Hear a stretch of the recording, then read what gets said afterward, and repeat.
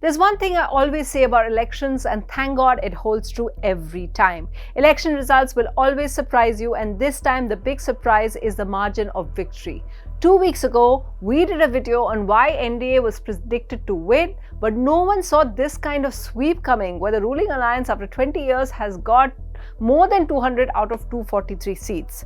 So without further ado, if you're thinking why is it that the NDA has swept Bihar, these are the primary reasons. First and foremost, this election marks the time when the BJP overtook the alliance partner in the state of Bihar. They had contested equal seats instead of being the junior partner of the JDU, and also the first time when they got a better strike rate than them, an almost impossible 90% strike rate, with the JDU also getting an impressive 80%. This means that the 2010 election, where Nitish Kumar first made his big bang and the success of the women vote first played out, has now been beaten by the BJP. Over the last decade, the party has perfected the art of winning elections, and it moves in its well-oiled machinery months before the election begins. For example, C.R. Patil, who was the Prime Minister's constituency keeper and Gujarat party president, he's known as something of a booth expert. And of course, Dharmendra Pradhan, the union minister, who has now delivered the second difficult election after Haryana and one of the main people pitched as BJP's presidential candidate. With these smart managers, they had the enormous might of their resources. For example, the booth level agent who ensures that in every small block of a village committed voters come out to vote, they are the ones who ensure support for individual parties, and they actually make them come out. This BLA was about 90,000 workers on the ground for BJP and JDU, compared to only 65,000 for the RJD and Congress. So, good managers, good workers on the ground, and of course, the ability to also spend on them. The second factor that is being cited by all is the announcement of the Women Entrepreneur Scheme, which ensured 10,000 rupees for one woman in every family. An announcement that made the opposition cry foul, as the disbursement was during the Model Code of Conduct. The umpire of polls, the EC, didn't find these objections valid, and for the poorest state in the country, this was a major inducement. Every family was getting 10,000 rupees in the bank, a one-time payment, and all it required was for the woman to sign up for the Jivika scheme. It may explain how the women outnumbered the male voters by 10 percentage points. The credit for women coming out to vote in such large numbers also has to go to the Chief Minister Nitish Kumar. On the streets of Bihar, the posters said it all. Bihar ka matlab Nitish Kumar, and 25 se 30 phir se Nitish. Nitish is the face that BJP projected despite his advancing age of 74 and reports of ill health. The only reason why the BJP kept saying that they will fight the election under Nitish Kumar is because all their surveys showed that he was the one uniting face. The BJP didn't have anyone who could unite all. So the man who has led the state for 20 years is now readying for the fifth term. Of course, there is a little bit of uncertainty because we haven't heard BJP say unequivocally that he will be CM. But with an 80% strike rate and such popularity, can the BJP go for any other option? At the end of the day, the one lesson that rings most true with Bihar is caste arithmetic. Now that we have the caste survey in the state, it's very clear who commands how much vote. So if you go by that, then the maths totally explains why the NDA swept. The JDU and its allies like the HAM and Kushwaha party bring in the biggest group, which is the EBC with 36%, and the non-Yadavs, which is about 10%. The BJP has its traditional vote bank of upper caste and Vaishyas in addition to that. The opposition, meanwhile, had its traditional vote bank of only Muslims and Yadavs, which is 31%. So to win, they needed to go beyond that. They needed to get more communities in their rainbow, like Akhilesh Yadav did in Uttar Pradesh.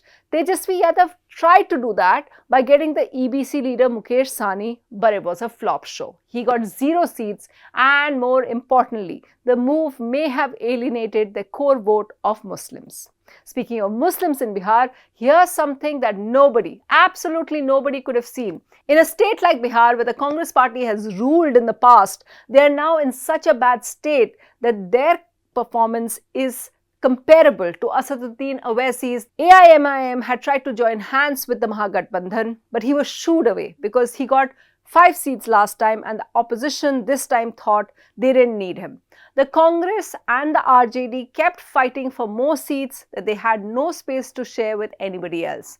Now Mr. Owaisi is having the last laugh. The Congress, of course, knew it was doing badly. That's why Rahul Gandhi barely went for 4 days. He spent 17 days talking about vote chori and the SIR, but was hardly there during the real campaign. I spoke to leaders throughout the campaign and they knew that they were losing, but no one knew that it was going to be this bad. If AIMIM is winning more seats than them, then they cannot blame all their problems on vote chori. And finally, how do you win an election if you don't give the people something to vote for? If you just listen to the opposition speeches this time, what did you hear? You heard about the problems with the government, you heard about the lack of jobs, and so you promised more jobs. You heard about the fraying of our constitutional rights. But did you hear a vision of what was the alternative? What a life under the opposition would look like? Not really. And voters just don't want to hear what's wrong with their lives. They need an alternative vision, which didn't come through. Tejasvi Yadav, in all his rallies, kept asking for one chance to prove himself, but it seems that voters are tougher. They heard his promise of a job in every family, but maybe it just came too late. The message from the people is very clear and personal.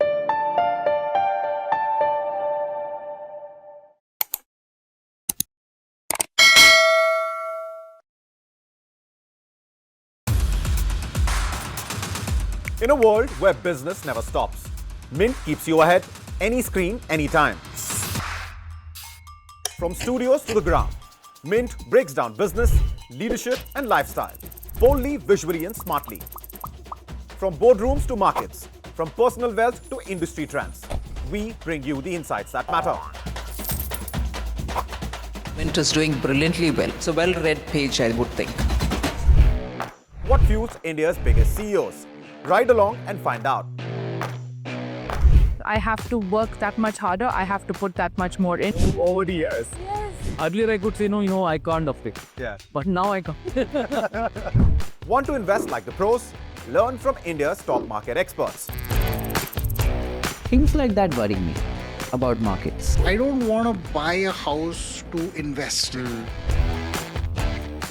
Your money, your future. We make finance simple. Step inside breathtaking homes and the creative minds behind them. So we are at the house in Camellias. I think Camellias is the most expensive property in the NCR and probably the most expensive in the country. India's real estate scene decoded. No jargon, no fluff. Home buyers will have more bargaining power. It's a great time to buy a house as well. Some chase success, others create it. Meet the ones who made the impossible possible. I don't want to be a doctor, I don't want to be an engineer, I don't want to be an accountant. And that's the most fragile thing. Poof, it will go away. वो ताली ऐसी थी ना, इतनी addictive थी, मैंने कहा boss अब तो यही होगा. We don't just talk business, we show it. And the world's watching.